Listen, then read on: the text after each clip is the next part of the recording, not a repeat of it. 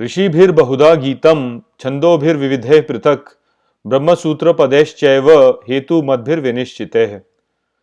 Hello friends, this is the fourth shloka of the 13th chapter of Bhagavad Gita, and today we will understand this shloka in detail. So let's first go over its meaning. So the shloka says, Rishibhir bahudha gitam, which means many seers have sung, Chandobhir vividhe prithak, which means in multifarious verses of different types.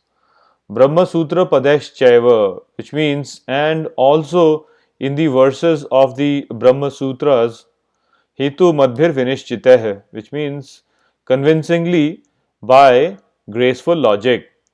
So over here, Sri Krishna is referring to other texts and he is saying that in the past, many seers have described in various verses by beautiful logic on the subject of this field and the knower of this field. So Sri Krishna specifically is referring to Brahma Sutra over here, and he is saying that specifically in Brahma Sutra this has been described. So basically Sri Krishna is referring to the previous texts, you can say, or previous knowledge that has been written by the seers. So the point over here that we have to understand is that whatever is true, that is permanent. It is not subject to change. It is not subject to change with regards to time and place.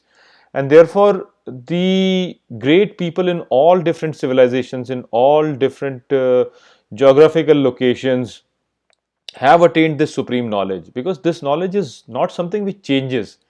It is the same, it is permanent.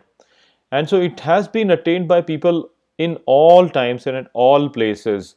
And whatever differences that we actually notice in this knowledge is mostly because of the social changes which are taking part.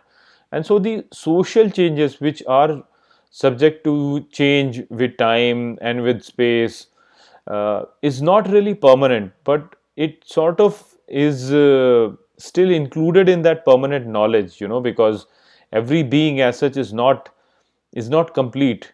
Every being's field is limited, and so there is the truth there, but that truth is colored by the social changes. So the changes that we see are all basically changes because of the social changes, but the truth is the same. It stays the same, and it has been accessed by people in all civilizations, in all sects, and in all places, and at all times. So basically what happens is that when a new sect arises, then it is basically socially reformatory, and in that social reform it forgets that there is that specific truth that has been accessed by people time and again, time and again, time and again.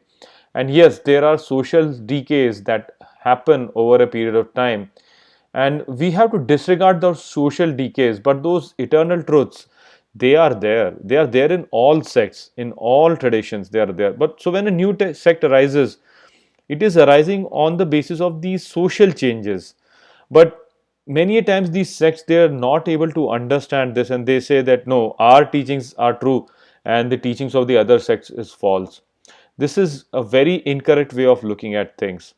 If you're looking at it like this, then this is basically equal to saying that the God is lazy and he has never revealed any of the truth to the previous generations, and he's now being partial and he's only releasing this information to a particular sect right now. So if a person thinks like this, then he has not really understood the complete truth. The truth is there, but it is colored by the social changes, and so the people have basically just been driven by those social changes, and they are not able to realize that this eternal truth is being accessed by people in past also. So Sri Krishna is saying that in the past other seers have also accessed this, and I am now going to tell you in detail about that. So you have to understand this. You have to disregard those social changes which color the internal truths. And yes, social decay happens in all traditions. So reform in terms of social reforms are needed at all times, and considering those reforms to be eternal truths is wrong. That is not how you should look. What you have to understand is that what is nirvana for a Buddhist is moksha for a Hindu, is fana for a Muslim, is salvation for a Christian.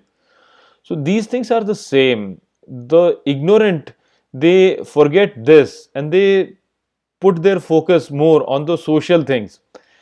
You know, oh, those social things are like this, these social things are like that. There is caste system, there is the idol worship. These things are all very superficial. They are not really the crux of the matter. The crux of the matter is to attain moksha. The crux of the matter is to attain nirvana, to attain fana, to attain salvation, which is the same in all traditions. Cultural changes are different, yes. So the idiots, they focus on these cultural changes, and so they are not able to attain what is there to attain, and they just get stuck, they remain stuck, and you will find such people in all traditions also. So don't focus on that. Focus on those eternal truths that have been accessed by the great people in all traditions, at all times, and at all places. If you will focus on that and not be distracted by these superficial changes of culture, then you will be able to attain that truth. So, Sri Krishna is referring to that truth which has been accessed by the seers in the past. So we should also do the same thing. We should look at the past and look at the seers and look at that truth in there. Focus on that and disregard all the cultural changes.